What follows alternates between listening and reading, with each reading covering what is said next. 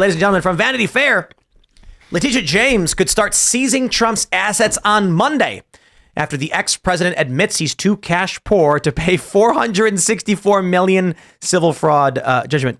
He's too cash poor. I don't know if that... Look, I don't know there is a single human being on the planet who has individually in their name $464 million in cash. You'd be stupid. So to refer to that as poor is the wrong way. How about he is not the wealthy? He is not the most cash-rich man on the planet. Therefore, he can't pay this. Does that work? I just think at this point, they're looking for an own here with these headlines. They're just basically showing how financially illiterate they are. Like nobody just has $500 million in the bank just chilling. Like they wouldn't.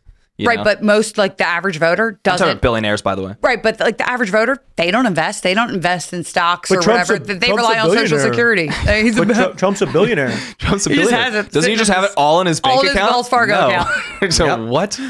People really think that's kind of wild. Here's the crazy thing. Trump isn't the sole owner of his properties in New York.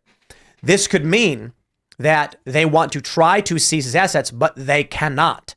They would have to force Trump to sell. They could not seize the building. They could try and seize his share, but then it creates problems with other partners in these buildings, so they can't just do that, which is interesting. They could liens, right? They could put liens on the properties, right?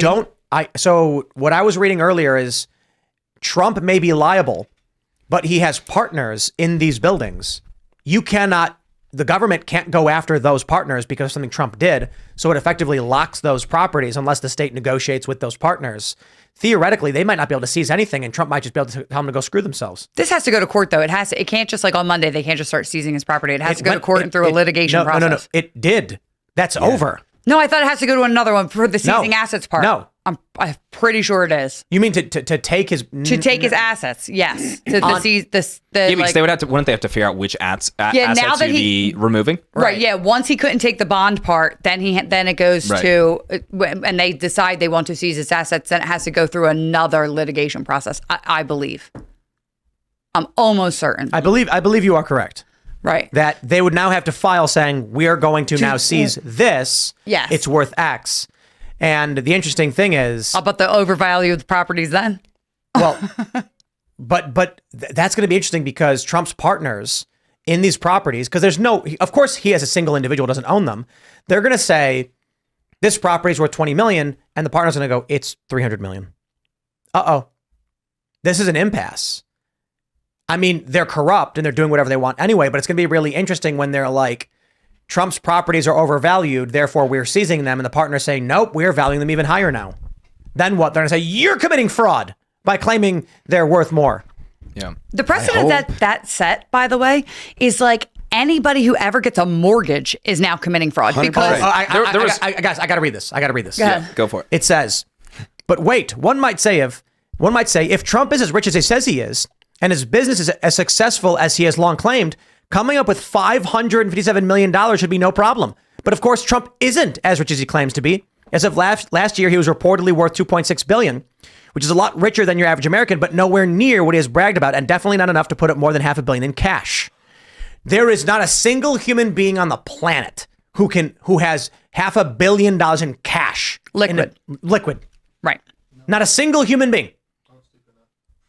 You'd be stupid to do that. Yeah, you'd be a total moron. But also, when it comes to Donald Trump, you look at all these before and afters with people. Let's say getting into Congress and then leaving, or becoming the president and then leaving, and everyone walks away more wealthy. Donald Trump was probably in recent history one of the only exceptions to that rule. His net worth actually dropped after he left office because during his presidency, they tried sabotaging him on every level as well. This is probably the most egregious case against him right now, though, for sure.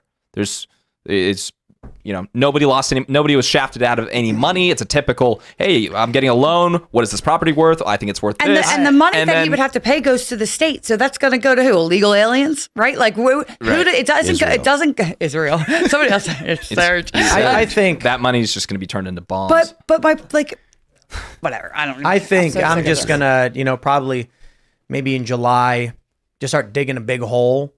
And put your money in the backyard? No, and building a bunker underground where I can makes sense. seal it away with 35 years worth of food to get ready for what's coming in November.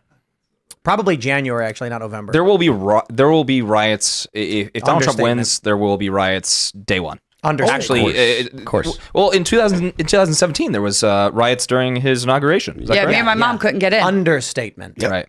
You can't have millions of people flooding the country, Democrats breaking every law. There's no rule of law in this country at all, and then expect either party to win in November and it to be peaceful. I imagine that the population is not going to respond the same to riots now as they would or as they did, a couple of years ago, because I feel like the American people are over it. And if some people, I think generally, again, my friends in LA they're like, look, we just want things to be back to normal. And if Trump wins and people start tearing the country apart and there are big riots, I do think, of course, it's not going to be the committed leftists. They're going to be the ones doing the tearing apart. But the average person, the default Democrat, the normal guy is going to be like, I am fed up with this horse shit. But they're not going to do anything about it. Well, no, hold on. The problem is, historically, what has gone on is you get communists and you get progressives and they start making a mess out of your society. And the response is the reactionaries get fed up with it and they say, bring the boot down on these assholes. And everybody loses freedom because the only way to take care of authoritarians, people that initiate violence and think that by any means necessary is acceptable, the only way to deal with them is with force. Right, you but must be violent. as we discussed earlier in the show, that our From the police, force, I mean. Police, not like people. But the police are on the crazy people side, and the judicial system is on the crazy people side. So even if you have a bunch of people that are like, I am sick of this, these normies that are sick of it, what's going to happen? Well, Nothing's going to happen. If I'm being totally honest, I think a lot of the normies left. I mean, you talk about like Portland, there's barely any conservatives in Portland anymore. So many people left. You can talk about LA. You can talk about all other cities around the country where people were rioting. But something funny to Phil's point, actually, talking about like essentially the return to normalcy. Honestly, I think we're at the point where Republicans should actually just grab onto that catchphrase, which was being used by the Democrats in 2019. 2020, my bad. Because things are so out of control right now, you can easily just pull we need to return to normalcy. Go back to the Trump era politics because it was much more normal than this. Yeah, that's something I was going to say to mention to what Phil was saying. When I tell my friends in music in LA, like, do you remember 2018? It just like, it's like a hard like rejection from the Matrix. And they're like, whoa. Yeah. I had so right. much money in 2018. And I'm like, everything was great then. Yeah. It's wild. People just don't think about it like that though. You're right. Like I see what Lisa's saying. They don't think about it being like the Democrats, but he was like two less people wars. Are being red pilled. They're being like ejected forcibly. When you tell them that, they're like, wow, I did have a lot of money. Yeah, it's just a shock, No, totally, 100%. I'm being totally serious when it comes to return to normalcy. Two less wars. The border wasn't wide open for some reason. No new wars, zero. Right. No new wars. Actually, we also had. I think Democrats were a lot less advocating for. I don't know if I could say this, sex changes for. For kids. For kids, yeah. So that was a lot less popular at the time too. So perhaps that could be looked at as a return to normalcy. There are a handful of things that the average person has said, what in the hell? First of all, the inflation, the LGBT stuff that's been going on. The average person is like, wait a minute, shit is getting real crazy. And that's really in every school now. My daughter just had a basketball game the other night, and it was a K through 5th grade. And there's trans flags up there. This is a safe zone, a poster from the ADL. And this is just like a nice, normal. Where are the Republicans to counter any of it? I don't know what they're doing. I don't know. I started like making a scene there. One of the other parents like, "Please chill out." And I was like, I'd like to rip that off the wall. Well, it's talking about sexuality with children, and the trans one is a lot more than that too. Kindergarten through 5th grade. It was an elementary school outside of Philadelphia. This is why I say like the Republicans. Every Republican right now should be trying to pass a bill for the Department of Gun Services to mandate the government pay for and distribute guns to all 16-year-olds. There's no counterposition to anything the left does. The right should be arguing that anyone who uses preferred pronouns should be banned from social media. But the right is arguing the moderate position on everything. That's what I was saying earlier about the right just playing to the narrative of the left. The left will say, it's unfair that you're not using our pronouns. And the right will say, we don't think people should be forced to do anything, and say, well, let's compromise. How about we just have some pronouns are protected? And then the right's just like, okay. The left says, we want to ban all guns. And the right goes, no, you shouldn't ban guns. And they go, how about some guns? Fine. The Democrats will go to the Republicans and say, I'll tell you what, you want your funding bill passed? Agree with me on banning this one gun. And it's just one. And it's popular. People don't like this one gun. They go, okay, fine. And they keep giving the Democrats compromise. The Democrats never give back. And the Democrats go on TV and claim the Republicans are extremists. It's remarkable, isn't it? No, you're totally spot on about that. I mean, when it comes to the actual, their extreme push to push whatever ideology they're trying to implement needs an extreme rejection. An equal and opposite reaction. Right. So when they say ban people for not using the right pronoun, we say ban people for using the wrong pronoun.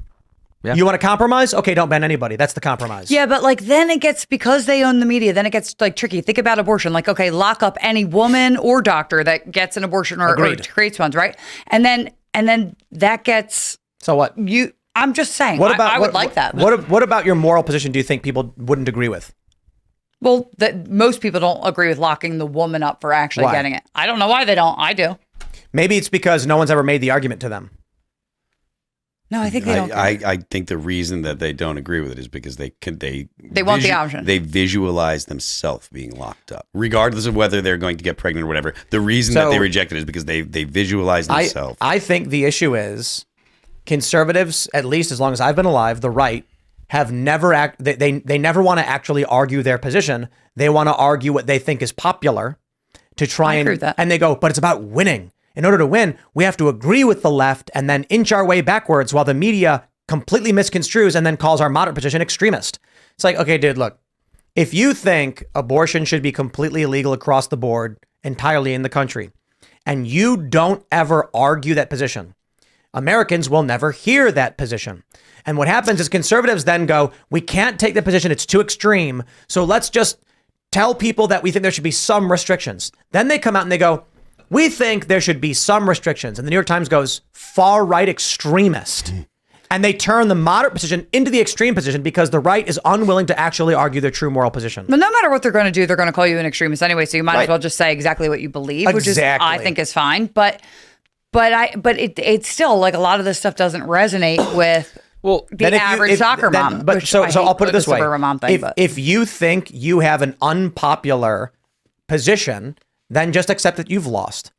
Yeah, well. My view is, for my beliefs, I think I have to argue and convince people that I am correct. And if there is something that I'm completely wrong about, I will continue to argue for why I think I'm right. I don't see a point in being like, well, most people, it's strange to me that there are people who think, I have this position. I know it's true. I know it's correct, but I won't argue because no one will agree with me. It's like, I mean, Trump just said that. That's why I wrote that example up. Trump just said, I think that abortion is murder. You have to have the 3 exceptions. I'm going to release a plan in a couple days. I think this was yesterday that he said this. They're probably just doing the 15-week. And essentially, and he's most of what MAGA is getting behind. But he said, he's like, I believe that it's murder, that life begins at conception. But you gotta give a little, and that's basically what he's doing. That's exactly what Trump's doing, putting out this new plan that's going to have what about some X number of weeks. What about the strategy of going gun inch issue, by I inch, think, though? What about the strategy of going inch by inch? You're not going inch. We're going inch by inch to the left because what's happening is Democrats say ban all guns. They came out and they said ban all semi-automatic weapons. And it was 2018. I went to the March for Life, and there were people holding up signs saying ban assault weapons. Ban assault rifles. And so I was like, hey, can I talk to you about your sign?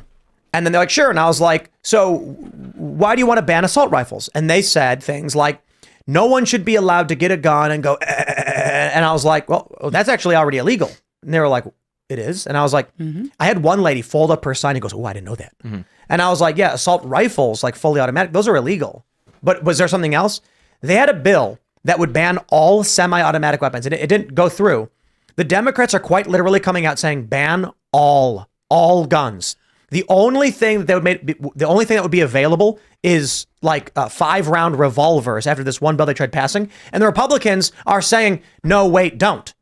There's no counterpoint from Republicans as to what they actually believe gun laws should be. The counterpoint from Republicans should just be, okay, well, look. Repeal the NFA. Yeah, we need to repeal the NFA. We need to repeal the Hughes Amendment to the 1986 sportsman law, make machine guns legal again for the average person. There were machine guns being sold from the Sears catalog, mail order. And it was sent right to your door. You could go with the position ban the ATF. Get rid of the ATF. Thanks for watching this clip clip from the Timcast IRL podcast. Hang out with us live Monday through Friday at 8 p.m. and become a member over at timcast.com for uncensored, members-only shows exclusive. Thanks for hanging out, and we'll see you all next time.